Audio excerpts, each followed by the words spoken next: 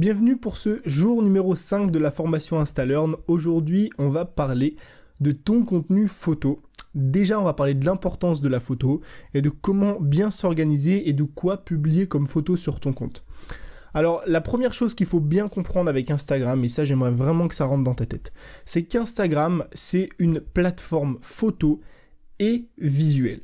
Ça veut dire qu'aujourd'hui, si tu as envie de développer un compte Instagram, il y a tellement, et on l'a dit déjà de nombreuses fois dans la formation, il y a tellement de concurrence sur Instagram que si tu passes ton temps à publier des photos qui ne sont pas visuelles et qui ne sont pas de qualité, eh ben forcément que les gens n'auront pas envie de s'abonner.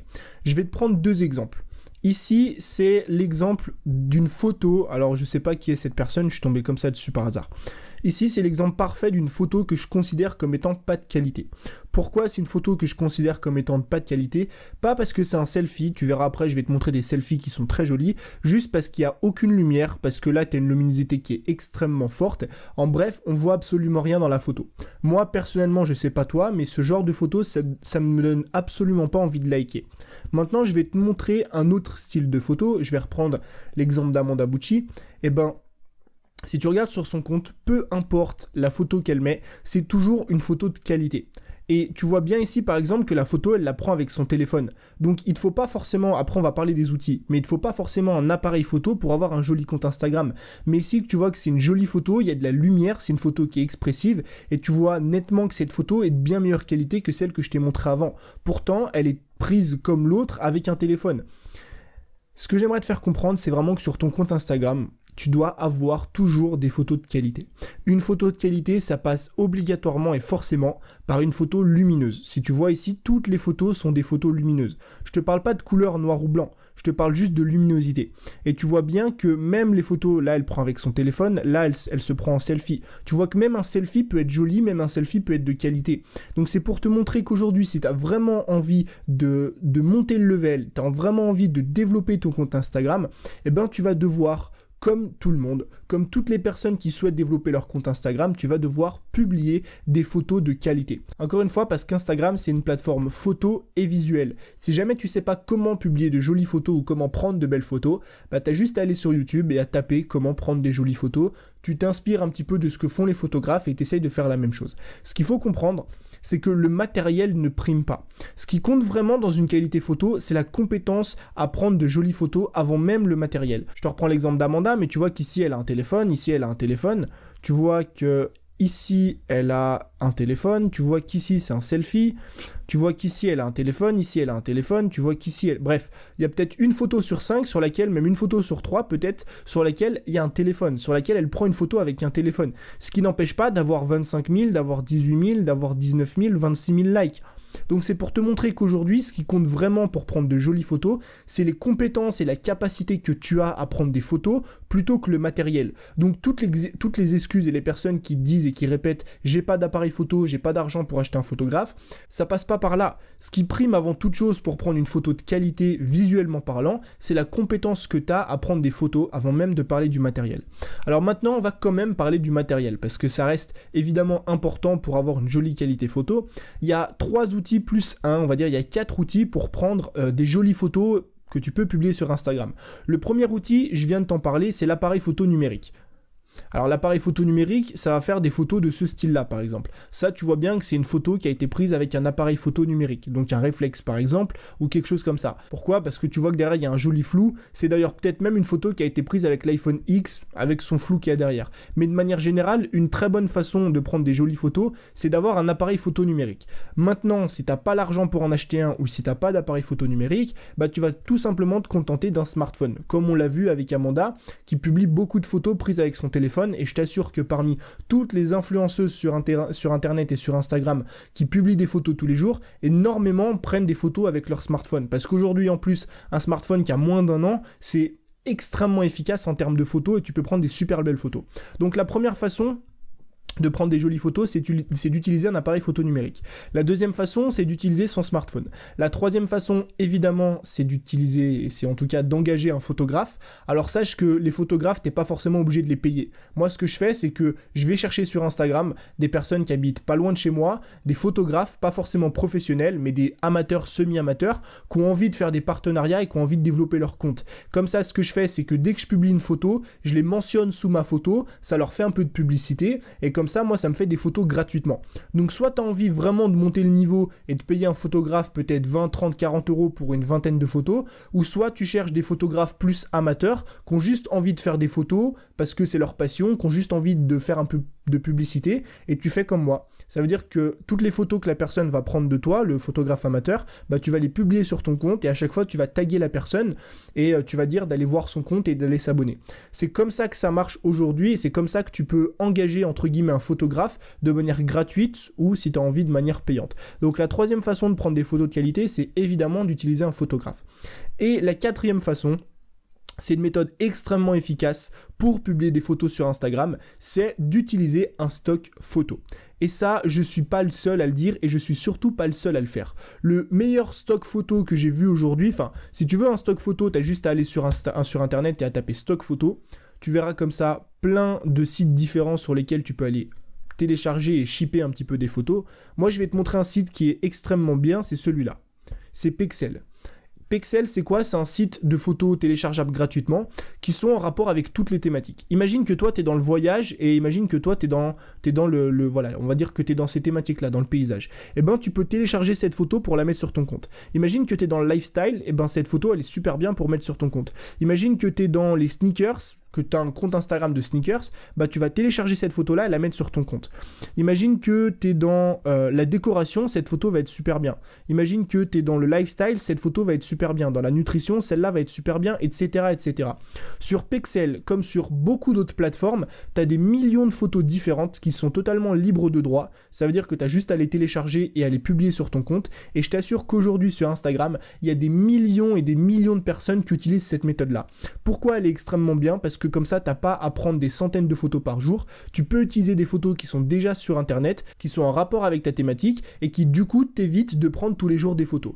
Et pour te reparler un petit peu de ce que je te disais hier, bah pour publier une photo par jour, c'est beaucoup plus simple si tu utilises un stock photo.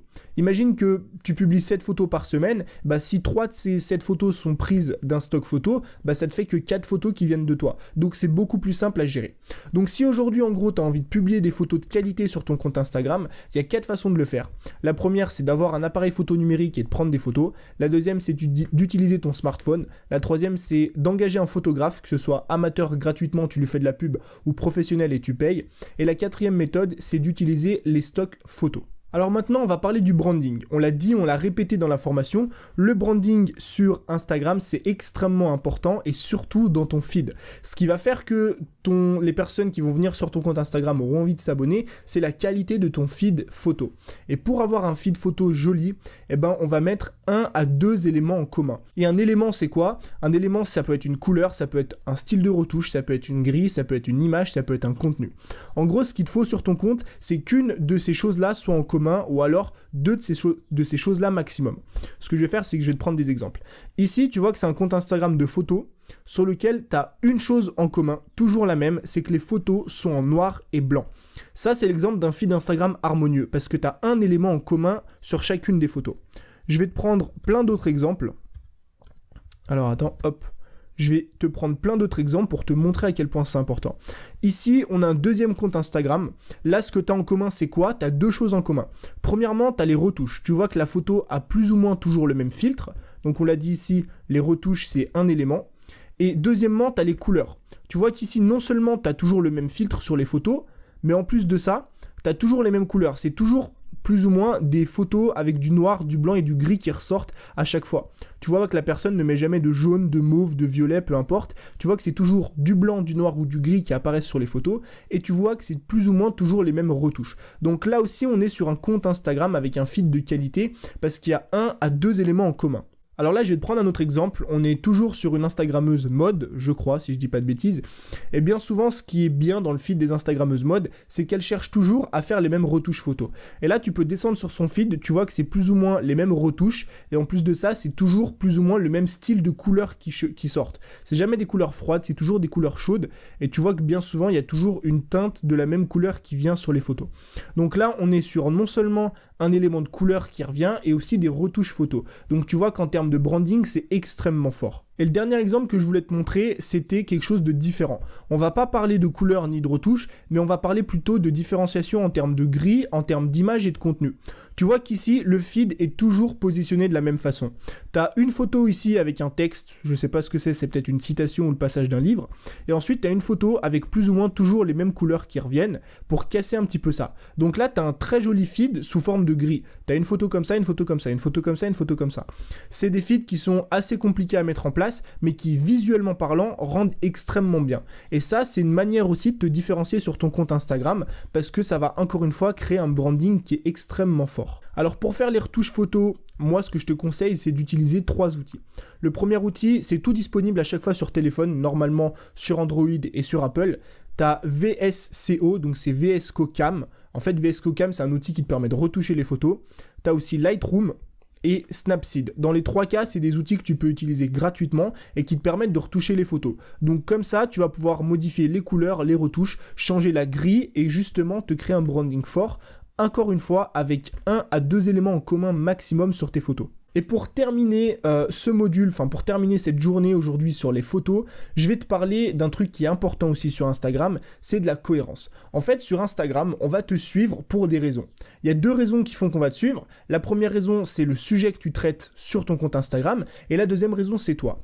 Et si aujourd'hui tu décides de choisir une thématique sur ton compte Instagram, eh ben tu dois mettre au maximum 2 éléments différents. Je vais prendre cet exemple-là, c'est un athlète français en musculation, et si tu regardes son compte Instagram, il y a 2 types de photos. Donc en fait, c'est la cohérence. 1 à 2 thèmes maximum abordés sur le compte Instagram. Tu as toujours 2 types de thèmes, tu as toujours 2 thèmes plutôt abordés sur le compte. Le premier thème, tu l'auras compris, c'est la musculation, et le deuxième thème, c'est la nutrition. Il y a aussi énormément de photos et de vidéos d'entraînement, surtout si tu regardes dans ses stories. Tu vois, training, food, etc.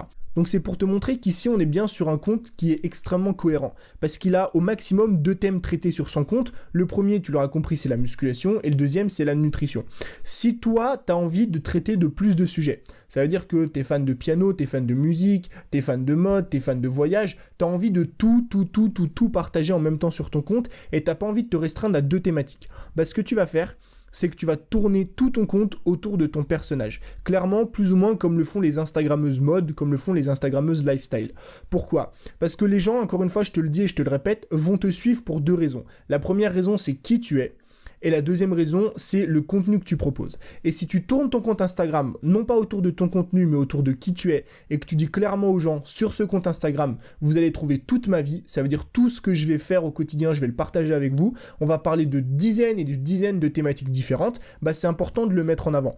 En revanche, si tu choisis, comme moi je l'ai fait, de te restreindre à des thématiques, à des thèmes pour justement mieux cibler ton audience, sache que pour être cohérent, il faut 1 à 2 thèmes maximum. Si par exemple tu es dans le sport, clairement sport et nutrition. Si tu es dans la mode, par exemple mode et voyage, c'est 2 thèmes différents. Mais tu vas pas commencer à parler de piano, de musique et de plein de catégories différentes. Alors évidemment, ne me fais pas dire ce que je t'ai pas dit. Si un jour tu as envie de publier une photo qui est totalement différente et qui a rien à voir, évidemment que tu peux le faire. Mais ce que je veux dire, c'est que dans la majorité de tes contenus, on doit voir ressortir 1 à 2 thèmes maximum. Si quelqu'un, et pourquoi c'est important ? Parce que si quelqu'un arrive sur ton compte et qui comprend pas de quoi tu parles, parce qu'il est embrouillé, parce qu'il y a 10 000 photos différentes, de 10 000 thématiques différentes, ça va forcément moins bien passer que si tu avais 1 ou 2 thèmes qui ressortaient directement. Donc voilà, on a plus ou moins fait le tour de la qualité photo. C'est vraiment important que tu comprennes quelque chose. Instagram, c'est une plateforme extrêmement visuelle. D'ailleurs, c'est que ça en fait, c'est qu'une plateforme visuelle. Donc c'est pour ça que c'est extrêmement important de soigner son feed avec un bon branding, 1 à 2 éléments en commun, avec des retouches, des couleurs, des grilles ou du contenu, et surtout d'être cohérent avec son contenu. Et si tu veux publier des photos de qualité, tu as 4 façons pour le faire. La première, c'est d'utiliser un appareil photo numérique. La deuxième, c'est d'utiliser un smartphone. La troisième, c'est d'engager entre guillemets un photographe amateur en lui faisant de la pub, ou de payer un photographe vraiment professionnel. Et la quatrième, comme je te l'ai dit, c'est d'utiliser des stocks photos. Voilà, c'était tout pour ce 5e jour. Moi, je te dis à demain pour le 6e jour de la formation.